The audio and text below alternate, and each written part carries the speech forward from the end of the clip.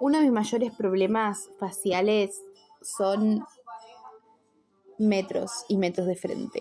Pero la verdad que no me preocupa. No lo tomo como un problema serio porque cuando me conoces hablamos y te das cuenta que soy una pelotuda, básicamente.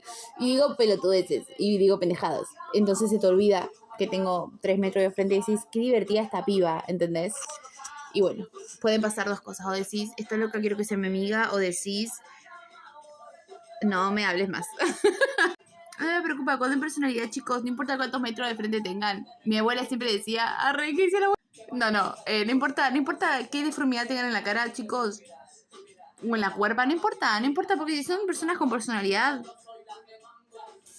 O sea, mi concepto de personalidad es ser una pelotuda que dice tantas pelotudeces que obliga a la gente a reírse, pero no reírse porque soy chistosa, reírse porque soy pelotuda. ¿Qué me sirve? Sirve.